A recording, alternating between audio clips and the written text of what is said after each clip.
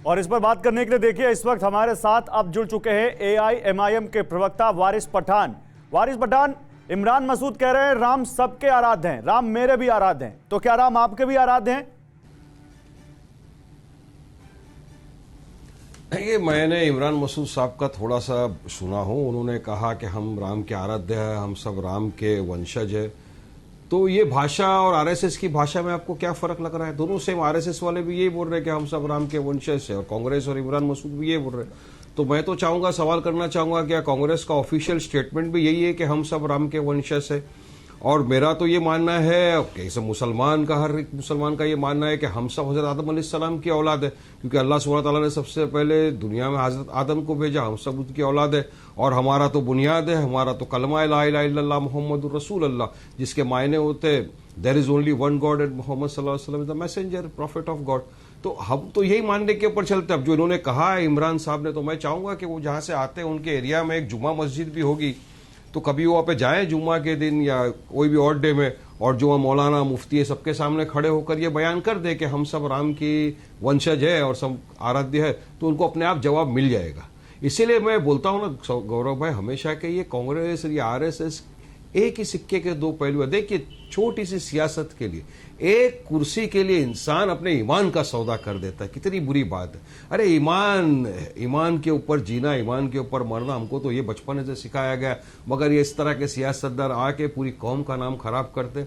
ईमान से खारिज होने वाली बात उन्होंने कर दी। मैं पूछना चाहूंगा, बताइए कहां लिखा है कि आप राम के वंशज है? चलिए बताइए इमरान साहब, अगर आप वाकई के अंदर जानकार हो बता दीजिए देश के सामने। लेकिन इसमें कांग्रेस पार्टी से मेरा सीधा सवाल है कि आपका ऑफिशियल स्टेटमेंट ये है या नहीं है, या आप इसको कंडेम करते हो, या आप इमरान की बात को सही मानते हो? ये मेरा उनके साथ कांग्रेस को सवाल है।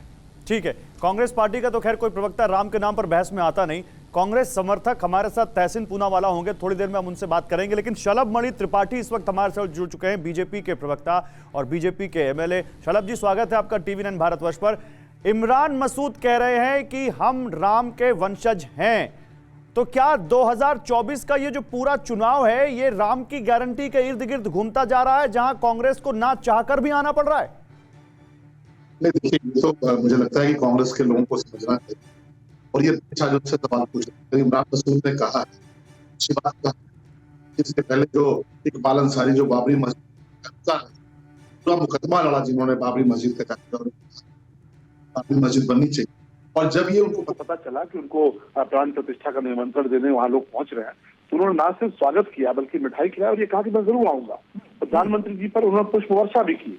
लेकिन इस देश के लोग ये जानना चाहते हैं कि राहुल गांधी जी को बाबर के जन्म स्थान पर जाने की उतराहट तो थी, उनको इस बात की जल्दबाजी थी कि मैं जल्दी से पहुंचूं बाबर के जन्म स्थान पर जाकर वहां पुष्प चढ़ा के आऊं। कांग्रेस पार्टी के लोग बाबर के बाजार तक पे गए, बाबर का जो उनका कब्र बना है वहां तक गए। लेकिन राम मंदिर पे जाने के लिए आप देखिए किस प्रकार से अपमानजनक तरीके से मना कर दिया, किस प्रकार से पूरा आमंत्रण ठुकरा दिया। तो देश के लोग ये जानना चाहते हैं कि इतनी मोहब्बत आपको बाबर से है और भगवान राम से इतनी नफरत क्यों है? और देश के लोग इस बात को समझ रहे हैं, क्योंकि कांग्रेस पार्टी का तो इतिहास रहा है, राम मंदिर का विरोध किया, भगवान राम को काल्पनिक बताया, राम सेतु को काल्पनिक कहा, राम सेतु को तोड़ने का एक प्रयास किया। और उसके बाद जब ये मुकदमा चला तब कपिल सिब्बल खड़े होते थे कांग्रेस पार्टी की तरफ से और पुरजोर विरोध करते थे कि नहीं, राम मंदिर नहीं बनना चाहिए और ये फैसला नहीं आना चाहिए। तो ठीक है, इतना तक तो समझ में आता है, इतना तक तो उनकी परेशानी समझ में आती है। लेकिन एक बार जब ऑनरेबल सुप्रीम कोर्ट से निर्णय आ गया, ये देश 140 करोड़ देश के लोगों ने स्वीकार किया उस निर्णय को, बहुत अच्छे मन से स्वीकार किया। इकबाल अंसारी साहब के बारे में मैंने आपसे कहा ही, आप इमरान मसूद के बारे में बता ही रहे हैं। इसके बाद इस प्रकार का बाइकआउट करना, इस प्रकार का निमंत्रण ठुकराना, मुझे लगता है कि राम भक्तों का अपमान नहीं। लेकिन वो बीजेपी से सवाल पूछते हैं, मैं उस पर आऊंगा। लेकिन पहले तहसीन पूनावाला, राजनीतिक विश्लेषक मेरे साथ जुड़ चुके हैं। तहसीन, कांग्रेस पार्टी ने क्या राजनीतिक चूक कर दी? क्योंकि बीजेपी साफ कह रही है कि राम मंदिर के प्राण प्रतिष्ठा का समारोह कांग्रेस ने ठुकरा दिया। गौरव भाई, थैंक यू, आपके शो में मुझे शिरकत करने का मौका मिला और आप ही के सवाल में उत्तर है। अगर राजनीति है तो जहां मैं मानता हूं और जहां तक मैं जिन विपक्ष की पार्टियों को जानता हूं, जहां पर राम जी होते वहां पर सियासत नहीं होती, वहां पर पॉलिटिक्स नहीं होती, राजनीति नहीं होती। अगर राजनीति की कोई बात करे, आपके सवाल में जो बात है तो भाजपा कर रही है, तो अगर भाजपा पॉलिटिक्स करना चाहती है तो मुझे लगता है कि वो बहुत ही दुर्भाग्यपूर्ण है। दूसरी बात, क्या जो शंकराचार्य जी कह रहे, मैं जानता हूं दो शंकराचार्य जी ने क्या स्टेटमेंट दिया, लेकिन सच्चाई तो ये चारों शंकराचार्य जी नहीं जा रहे। और धर्म और शास्त्र के बारे में मैं समझता हूं हम में से कोई भी योग्य नहीं उसके बारे में बात करने के सिवाय हमारे शंकराचार्य जी, और उन्होंने कहा है कि अभी भव्य मंदिर का निर्माण पूरा नहीं हुआ है। अब भाजपा इसमें काहे सामने आ रही, काहे इस पे रोल ले रही, मेरी समझ में नहीं आ रहा है। भव्य मंदिर बन रहा है, कोर्ट के आदेश से बन रहा है, इसमें भाजपा का पॉलिटिक्स का आता है। जिस तरह के उन्होंने पोस्टर्स निकाले विपक्ष को टारगेट करते हुए, इसके पहले जो पोस्टर निकाले जिसमें माननीय प्रधानमंत्री मोदी जी को बड़ा दिखाया गया और राम जी को छोटा दिखाया गया, और हम सबके ट्वीट और ऑब्जेक्शन के बाद पोस्टर विड्रॉ करना पड़ा, तो सियासत तो वे कर रहे हैं। और मैं मानता हूं जब भगवान राम होते वहां पॉलिटिक्स नहीं होती। भगवान राम हम सबके आराध्य है, ये केवल एक मंदिर और रिलीजियस कार्यक्रम नहीं कहते है। हैं भगवान राम हम सबके आराध्य हैं, तो अब आपको वारिस पठान जैसे एआईएमआईएम वो दल जो ना एनडीए में है ना इंडिया में, वो कहते हैं बीजेपी और कांग्रेस या आरएसएस कांग्रेस दोनों एक ही सिक्के के दो पहलू हैं। वारिस पठान यही कह रहे थे ना अभी आप? जी बिल्कुल, मैं यही कह रहा था, क्योंकि आपने आरएसएस की भाषा में तो हमेशा सुना है कि हम सब राम के वंशज है, और अब कांग्रेस भी बोल रही है हम सब राम के वंशज है। तो मैं पूछना चाहूंगा, ये जाके आप जरा मुसलमानों की बस्ती के अंदर जाके आप बोल दीजिए, जिसके आपको 90% तो वोट चाहिए, मगर उनके लिए कुछ करना नहीं है, आपको जवाब मिल जाएगा। अब दूसरी तरफ ये बीजेपी वाले बैठे, जब बीजेपी, जरा 10 सेकंड तहसीन मुझे कंप्लीट करने दो, बीजेपी वाले भी आप बैठे, गौरव भाई, पूरे देश के अंदर बीजेपी और आरएसएस ने मिल के जो एक धार्मिक इवेंट था इसको पूरा पॉलिटिकल इवेंट बना दिया, पूरा ध्रुवीकरण कर दिया, पूरा पोलराइजेशन कर दिया 2024 के चुनाव के पहले।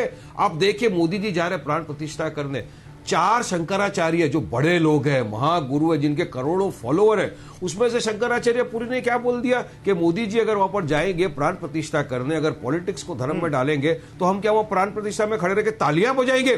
दूसरे शंकराचार्य ने और कहा, उन्होंने कहा कि मंदिर अभी अधूरा है, मंदिर पूरा नहीं हुआ, और ऐसे अधूरे मंदिर के अंदर जाके पूजा करना एकदम गलत बात है, प्राण प्रतिष्ठा करना टोटल गलत बात है। बीजेपी के वरिष्ठ नेता है सुब्रमण्यम स्वामी, अब तक वो है, उनको निकाला नहीं है वहां से।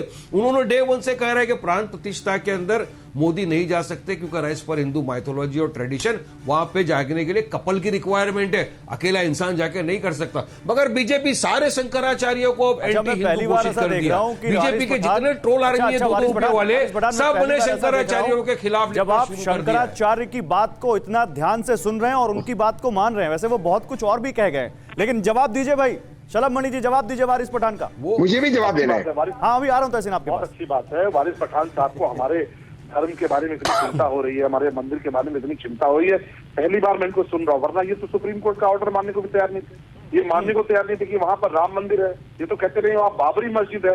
चलिए आपको चिंता हो रही है, बहुत धन्यवाद। देखिए हमारा जो धर्म है ना वारिस पठान साहब, आज भी बहुत लिबरल है, बहुत लिबरल है, बहुत सहिष्णु है।